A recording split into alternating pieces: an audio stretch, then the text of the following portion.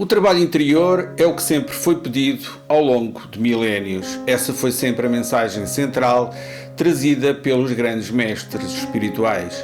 De uma forma geral, a humanidade andou sempre muito longe de o fazer, pois mergulhou profundamente nos vícios da matéria, do prazer, da disputa territorial, na subjugação do semelhante, no exercício do poder sem limites, numa escalada que finalmente tende a terminar. Estamos no início de um processo que já não tem volta. Acabaram-se os prazos alargados para que a humanidade desperte para a sua raiz espiritual. Relativamente aos passos a seguir, são meras sugestões. Não se trata aqui de fornecer uma fórmula, mas sim criar alguma consciência do que realmente se pretende com o trabalho interior. Seria demasiado simplista querer resumir este processo tão complexo apenas em 5 passos. Pois nada é mais difícil para o ser humano do que mudar a si mesmo. Cada pessoa tem o seu percurso próprio, o seu tempo, as suas experiências que a levarão, mais tarde ou mais cedo, a confrontar-se com esta necessidade. O que importa é que fique a saber que todos trazemos esta tarefa agregada à nossa presente reencarnação. Uns irão fazê-la, outros não. Teremos sempre a liberdade de escolher. No entanto, acabaremos sempre por colher as consequências dessa escolha.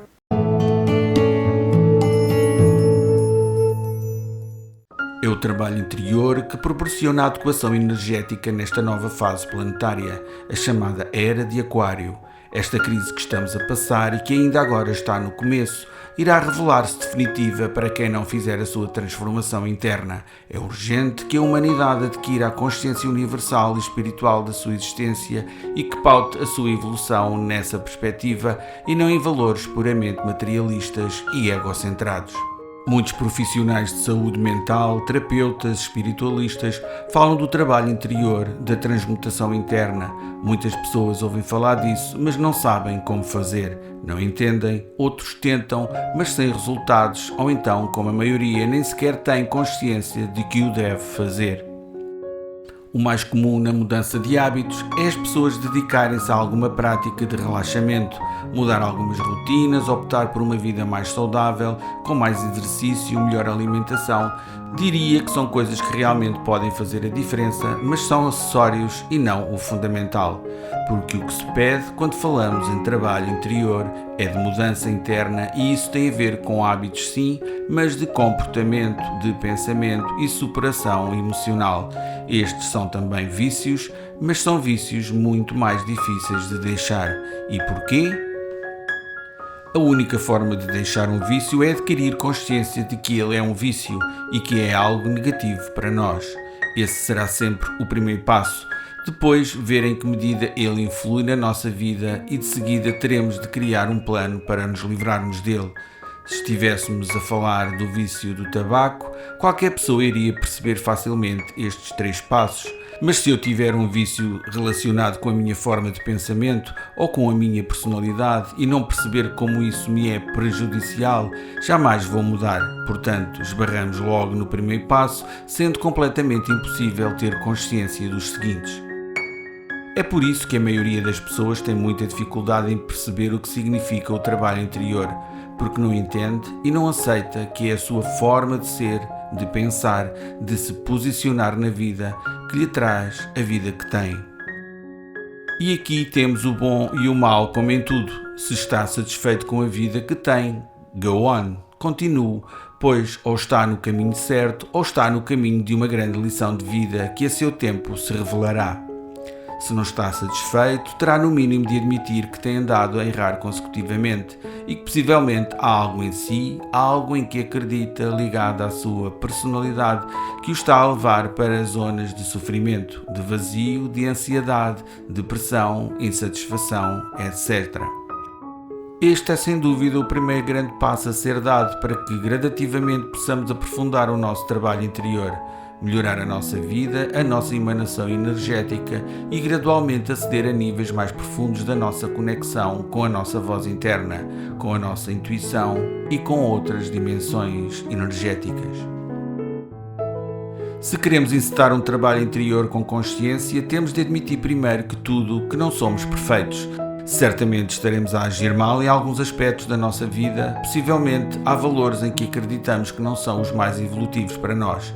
Temos de ser humildes o suficiente para aceitar e procurar incessantemente quais são esses fatores da nossa personalidade que nos limitam. Penso que as palavras humildade, honestidade e coragem são 3 palavras-chave em todo este processo. Todo este caminho será muito mais difícil de assimilar se não aceitarmos os primeiros passos e todas as consequências que daí advêm. Podemos até seguir os passos seguintes, mas poderemos ficar a marcar passo muito mais tempo, pois para que a sua verdade se revele, tem de romper com muitas coisas estabelecidas e com o passado. Nesta matéria, querer fazer coabitar o velho com o novo é muito difícil, pois o velho irá sempre ofuscar o novo, o conhecido irá sempre sobrepor-se ao desconhecido. Todos os velhos hábitos são verdadeiros ímãs energéticos que nos retiram do nosso caminho, da nossa conexão interna. No entanto, é a partir desse passado, das nossas experiências, que vamos conseguir ter consciência de como evoluir. Não devemos rejeitar, mas sim integrar com consciência. Há barreiras físicas, emocionais e mentais a serem superadas. Durante este processo você irá sentir do que se trata, vai perceber intimamente quais são, mas se não lhes der importância, se não tiver coragem para as aceitar, elas não vão promover a transmutação interna que procura. Primeiro passo: mudar energeticamente. Há muitos aspectos na vida e nas sociedades que nos ligam ao karma impessoal, ao coletivo, ao socialmente correto e aceite, mas que nos afastam constantemente de nós mesmos, da nossa realidade interna. Se estivermos identificados com esse karma impessoal, vamos acabar por viver alimentando esses valores, sair da nossa energia mais autêntica para nos entregarmos a crenças, a necessidades e a situações que energeticamente nos distanciam da nossa essência. Não se preocupe em saber o que tem de fazer ou mudar na sua vida, pois você nunca irá ter essa consciência se não alterar alguns aspectos do seu dia-a-dia que o bloqueiam energeticamente e que sistematicamente o impelem a ter o mesmo comportamento. Portanto, temos de sair da matrix, das rotinas, dos hábitos que nos mantêm na nossa zona de conforto. Conforto é conforto, ninguém o troca por desconforto, se não acreditar que isso lá à frente terá os seus benefícios. Deixamos alguns exemplos, mas mais uma vez cada um terá de observar onde trabalhar este aspecto. Opte por desligar a televisão, deixe de ver notícias, novelas, internet apenas o essencial e com critério, desligue-se das redes sociais, de qualquer tipo de violência, abstraia-se durante uns tempos destas coisas e você vai ver a diferença. Encontre alternativas criativas, atividades ao ar livre, bons livros, estude coisas que lhe tragam prazer, mais-valia pessoal e profissional. Dedique-se de corpo e alma ao seu hobby favorito, desligue-se de conversas e pessoas que falam apenas de trivialidades, da vida alheia e de coisas negativas, família incluída. Escolha não querer saber dessas coisas, porque neste processo a prioridade é você. Seja uma pessoa diferente com opções diferentes. Isto terá logo impacto nas pessoas que o rodeiam. Elas vão ver logo a diferença em si, inclusive poderá colidir com hábitos delas e com o que estão habituados a esperar de si. Seja firme. Este é o primeiro grande e decisivo passo que tem de dar e que tem a ver com o desligar-se de hábitos que o impedem de aceder ao melhor de si. Sair de limbos energéticos restritivos. Segundo passo, faça meditação. A meditação diária e persistente será muito importante e valiosa no processo de desconstrução da sua forma de pensamento e das suas crenças. O estado meditativo, o relaxamento, o silêncio interior abrem novas formas de sentir e observar os desafios da vida. Inicialmente, poderá não perceber os resultados da meditação, a não ser o resultado imediato de relaxamento que ela proporciona. Mas o que se pretende com a meditação é muito mais que isso. Ela promove gradualmente mutações muito subtis em nós que só ao fim de algum tempo conseguimos percepcionar. Terá de ser paciente e disciplinado, no entanto não se esqueça que ela não lhe trará os resultados esperados se não continuar a consolidar o primeiro passo. O estado meditativo será o ambiente ideal no qual você se sentirá sempre renovado e em conexão consigo próprio. Ele também lhe proporciona a abertura do canal que lhe trará as percepções subtis do universo. E agora, antes de passar ao quarto passo, deverá fazer uma pausa para que durante algum tempo consiga pôr em prática o primeiro e o segundo passo. Primeiro que tudo, observe-se, veja o que mudou em si e à sua volta, como tem lidado com isso. Se não consegue implementar os 2 primeiros passos, eu não diria que não vai conseguir transformar-se, mas posso garantir que lhe vai ser muito difícil, ou pode ainda não estar na fase da vida para o conseguir fazer, pois não se evolui quando se quer, mas sim quando se pode. Se pelo contrário a pessoa se sente renovada, mais leve e disposta a continuar com os 2 primeiros passos, é provável que gradualmente lhe surjam motivações novas, interesses diferentes, pessoas novas e aí os passos seguintes serão naturais, feitos com prazer numa busca constante de respostas e desse bem-estar já experimentado. Quarto passo, procure conhecimento.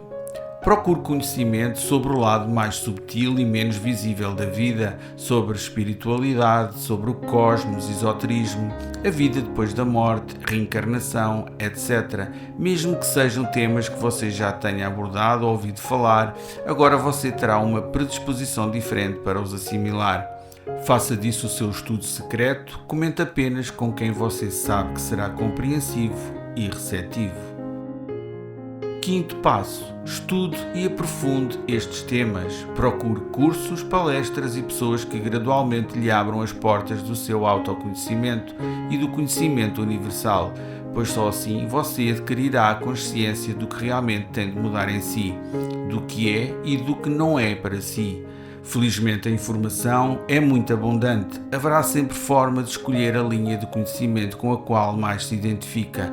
Não se esqueça que as leis universais e o conhecimento em geral funcionam como uma mola interna. Elas têm um impacto enorme, mas não servirão de nada se não as aplicar na sua vida. É fundamental sair da teoria para a prática.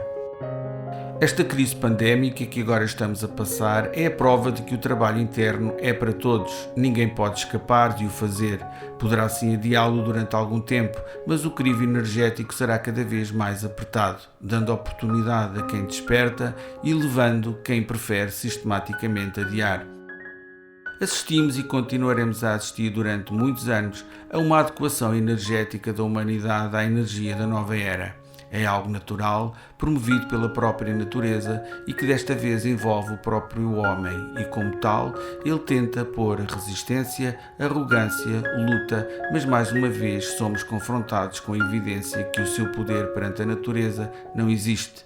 Ele tem apenas o poder e a capacidade interna de se renovar e, a partir daí, sim, passar a fazer parte dessa mesma natureza, fluindo, integrando a totalidade. Todos nós temos um barómetro para medir e saber se estamos em sintonia com a nova emanação energética. Basta observarmos as nossas vidas. Ela dá-nos constantemente sinais que a maioria das vezes não queremos ver. O mais comum é esses sinais de crise serem de ansiedade, de medo, sensação de incerteza, revolta, depressão, indignação, violência, insatisfação, fuga, desemprego, dificuldades económicas e relacionais, doença, inadequação, procrastinação, falta de vitalidade e motivação, conformismo, inveja, etc. Estes são apenas alguns sinais na zona vermelha do barómetro interno. Como sempre, cabe a cada um decidir se aceita o alerta ou apenas se limita a desligar consecutivamente o barómetro.